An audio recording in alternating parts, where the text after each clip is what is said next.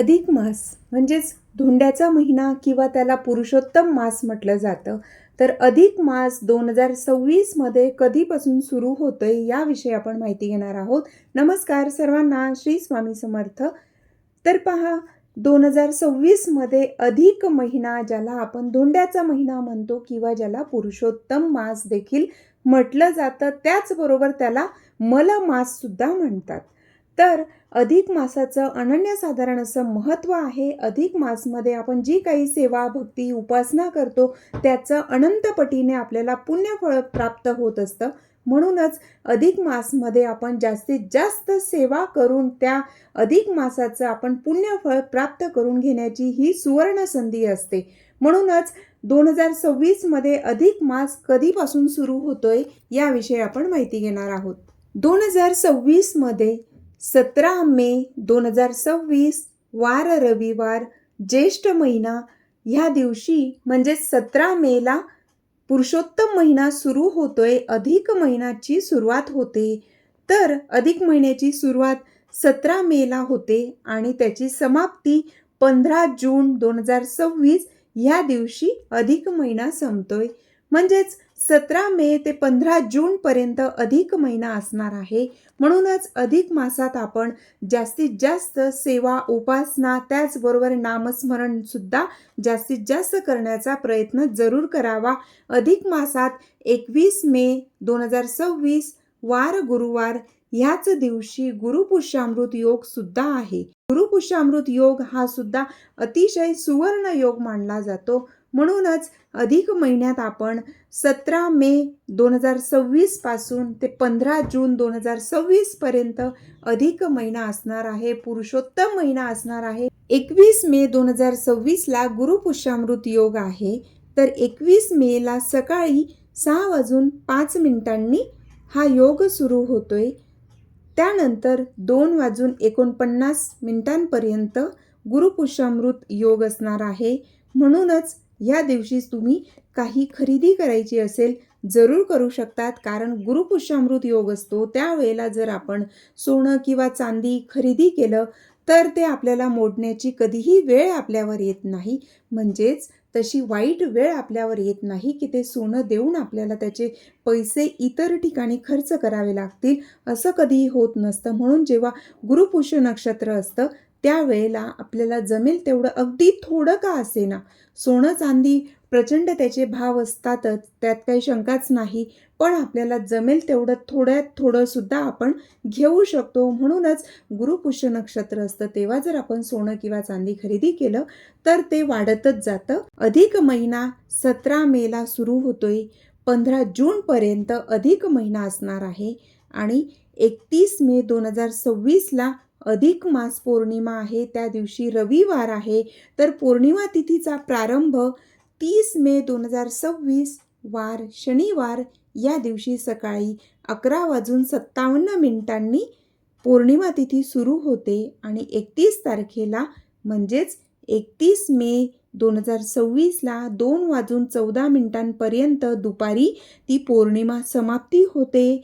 म्हणूनच उदय तिथीनुसार आपण 31 तारखेला पौर्णिमा साजरी करायची आहे. म्हणजेच अधिक मासात येणारी पौर्णिमा ही सुद्धा महत्त्वाची आहे आणि 31 तारखेला आपण पौर्णिमा साजरी करायची आहे.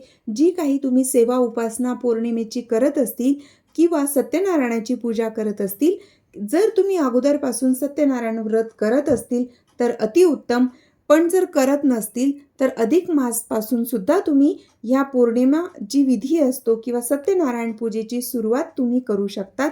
सत्यनारायणाची पूजा आपण 31 तारखेला पौर्णिमा आहे आणि त्याच दिवशी आपण करायची आहे.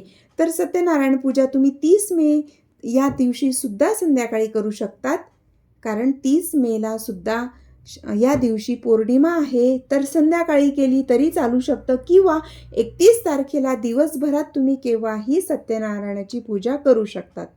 27 मे 2026 बुधवार या दिवशी एकादशी आहे. जर एकादशीचं व्रत तुम्ही करत नसतील तर महिन्यातून 2 एकादशी येत असतात. तर एकादशी तिथीचं अनन्यसाधारण असं महत्त्व आहे. बरेच जण एकादशी व्रत करत असतात आणि जे कोणी करत नसतील तर त्यांनी अधिक महिन्यापासून एकादशी व्रताला सुद्धा तुम्ही सुरुवात करू शकतात. कारण फक्त एकादशी व्रत असं आहे की एकादशी व्रत केल्याने आपल्याला सर्व जे काही व्रत वैकल्य आहे, उपवास आहे, व्रत आहे, त्याचं पुण्यफळ फक्त एकादशी व्रत केल्याने सर्व व्रतांची पुण्यफळ आपल्याला प्राप्त होत असतात. म्हणून प्रत्येकाने एकादशी व्रत जरूर करावं. एकादशी व्रत कसं करावं, एकादशी व्रताचे नियम काय आहेत, कोणत्या गोष्टी आपण करायच्या आहेत आणि कोणत्या गोष्टी आपण टाळायच्या आहेत, याविषयीचा छान आणि सविस्तर माहितीचा व्हिडिओ आपल्या चॅनलवर आहे. तो एकदा जरूर पहा आणि कृपया प्रत्येकाने एकादशी व्रत जरूर करा. अनंत पुण्याची प्राप्ती करून देणारं, त्याचबरोबर आपलं पूर्वसंचित पापकर्म नष्ट करण्यासाठी तुम्ही एकादशी व्रत प्रत्येकाने करायलाच हवं. प्रत्येक महिन्यात 2 एकादशी येतात. दोघंही एकादशींचा आपण उपवास जरूर करावा. अधिक महिन्यात 27 मे 2026 बुधवार या दिवशी एकादशी आहे आणि 11 जून 2026 गुरुवार या दिवशी सुद्धा एकादशी आहे. म्हणजेच अधिक महिन्यात 2 एकादशी आहेत. एक एकादशी 27 मेला आणि एक आहे 11 जून. म्हणूनच प्रत्येकाने हा जो अतिशय दिव्य आणि चमत्कारिक असा पुरुषोत्तम मास आहे, तर पुरुषोत्तम मास हा भगवान विष्णूंना, लक्ष्मी मातेला समर्पित आहे. म्हणूनच लक्ष्मीनारायणांची पूजा जरूर करावी. त्याचबरोबर अधिक महिन्यात जर तुम्ही एकादशी व्रताला सुरुवात केली तर ही अतिशय उत्तम अशी गोष्ट असणार आहे. त्याचबरोबर श्रीमन नारायण भगवान यांची जास्तीत जास्त उपासना करा. लक्ष्मी प्राप्तीसाठी, प्राप्त लक्ष्मी स्थिर राहण्यासाठी अधिक महिन्यात आपण जास्तीत जास्त व्रत उपवास जरूर करावा. त्याचबरोबर नामस्मरण प्रत्येकाने जास्तीत जास्त करण्याचा प्रयत्न जरूर करावा. अधिक महिन्यात येणारा जो काही प्रत्येक दिवस आहे, प्रत्येक दिवसाचं महत्त्व आहे. त्याचबरोबर अधिक महिन्यात जे काही व्रत उपवास तुम्ही करतील तर अनंत पुण्याची प्राप्ती होते. त्याचबरोबर आपलं पूर्वसंचित पापकर्मांचा नष्ट होत असतं आणि अधिक महिन्यात लक्ष्मी प्राप्तीच्या संधी मिळाव्यात आणि आपल्या घरातील लक्ष्मी स्थिर राहावी, सुख शांती समृद्धी राहावी, त्यासाठी अधिक महिन्यात विष्णूंची जास्तीत जास्त उपासना करावी. अधिक महिना पुरुषोत्तम महिना किंवा धोंड्याचा महिना याला म्हटलं जातं. मलमास सुद्धा याला म्हटलं जातं. पुरुषोत्तम मास म्हणजेच अधिक महिन्यात आपण भगवान विष्णूंची जास्तीत जास्त उपासना करावी. त्याबरोबर कोणकोणत्या सेवा कराव्यात, तर सत्यनारायण व्रताला तुम्ही सुरुवात करू शकतात. पौर्णिमेला केलं तरी चालू शकतं किंवा संपूर्ण अधिक महिन्यात अगदी दररोज सुद्धा तुम्ही लक्ष्मीनारायणांची सेवा उपासना म्हणून तुम्ही सत्यनारायण पूजा करू शकतात. त्याचबरोबर विष्णू सहस्रनाम स्तोत्र दररोज पठण करायचं आहे. दिवसातून कमीत कमी 1 वेळा तरी पठण करा आणि जास्तीत जास्त तुम्ही 4 वेळा किंवा तुम्हाला जमेल त्या पद्धतीने करू शकतात. त्याचबरोबर अधिक महिन्यात म्हणजेच पुरुषोत्तम महिन्यात आपण विष्णूंची उपासना केली तर लक्ष्मी माता आपल्या घरात चिरकाल स्थिर राहते. म्हणूनच व्यंकटेश स्तोत्राची सेवा प्रत्येकाने जरूर करा. तुम्ही अनुष्ठान पद्धतीने सुद्धा हे सेवा उपासना करू शकतात. म्हणजेच व्यंकटेश स्तोत्र तुम्ही अगदी रात्री 12 वाजता पठण करायला सुरुवात केली आणि अशा पद्धतीने जर अनुष्ठान केलं, मग ते व्यंकटेश स्तोत्र संपूर्ण महिन्याभरात तुम्ही ते 21, 51 अगदी दररोज 21 वेळा तुम्ही रात्री पठण केलं तर ही अतिशय उत्तम अशी सेवा होऊ शकते. किंवा तुम्ही 108, 51 अशा पद्धतीने संकल्प घेऊन सुद्धा तुम्ही तुमच्या पद्धतीने करू शकतात. व्यंकटेश स्तोत्र, विष्णू सहस्रनाम स्तोत्र, त्याचबरोबर विष्णू सहस्रनामावली जी असते म्हणजेच विष्णूंची 1000 नावं बोलून तुम्ही तुळशीपत्र भगवान विष्णूंना दररोज अर्पण केलं तर अतिउत्तम. नसेल शक्य तर अगदी ज्या दिवशी तुम्हाला शक्य होत असेल आणि एवढे तुळशीपत्र तुम्हाला सहज मिळत असतील तर त्या दिवशी तुम्ही भगवान विष्णूंना 1000 तुलसी दल अर्पण करून विष्णू सहस्रनामावली म्हणजेच विष्णूंची 1000 नावं, त्याचबरोबर विष्णू सहस्रनाम स्तोत्र आणि भगवान विष्णूंचं जर समजा सहस्रनामावली नसेल बोलायची तर भगवान विष्णूंचा जो मंत्र तुम्हाला येत असेल, आवडत असेल, तो बोलत तुम्ही तुलसीपत्र अर्पण करू शकतात. 1000 तुळशीपत्र मिळणं जर कठीण वाटत असेल, शक्य नसेल तर अगदी तुम्हाला 11, 21, 51, 108 तुळशीपत्र अर्पण करून सुद्धा तुम्ही भगवान विष्णूंची सेवा उपासना करू शकतात. अधिक महिन्यात जास्तीत जास्त भगवान विष्णूंची उपासना जरूर करावी.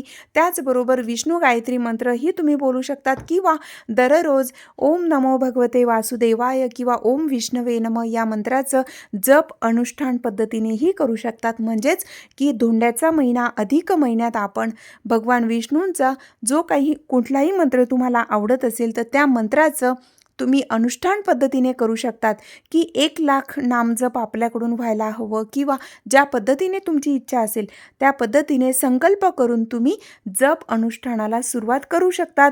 व्यंकटेश स्तोत्राचंही अनुष्ठान तुम्ही संकल्प करून जरूर करावं. त्यामुळे तुमच्या मनातील कोणतीही इच्छा भगवान विष्णूंच्या आशीर्वादाने नक्कीच पूर्ण होईल. नोकरीच्या समस्या असतील किंवा घरात भांडणं वादविवाद होत असतील किंवा मुलामुलींची विवाह जमण्यात अडचणी येत असतील, त्याचबरोबर नोकरी मिळत नसेल किंवा नोकरीच्या संधी उपलब्ध व्हाव्या आणि लक्ष्मी जर समजा तुमचा बिझनेस असेल त्यासाठी सुद्धा तुम्ही ही सेवा आणि उपासना करू शकतात.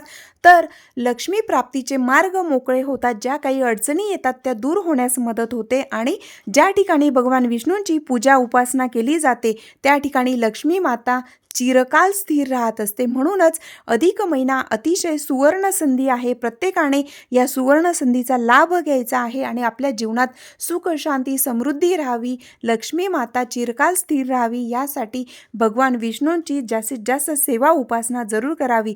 त्याचबरोबर अधिक मासाची जी मोठा ग्रंथ मिळतो तर ती पोथी सुद्धा तुम्ही वाचू शकतात. म्हणजेच अधिक मास महात्म्य तुम्ही पठन करू शकतात. संपूर्ण महिन्यात तुम्ही तुमच्या पद्धतीने जमेल तेवढं दररोज ते पठन केलं तरी सुद्धा अधिक मास महात्म्य पठन केल्याचंही खूप त्याचं महत्त्व आहे. जरूर ती सेवा तुम्ही करू शकतात. अशा पद्धतीने अधिक महिन्याचं जास्तीत जास्त आपण त्यात सेवा उपासना जरूर करायला हवी. तर 17 मे 2026 ते 15 जून 2026 मध्ये आपल्याला अधिक महिना आहे आणि त्याच्यात जास्तीत जास्त उपासना आणि भक्ती करायची आहे. ही माहिती थोडी जरी आवडली असेल तर इतरांपर्यंत जरूर शेअर करा आणि व्हिडिओला लाईक करायला विसरू नका. जय श्रीराम.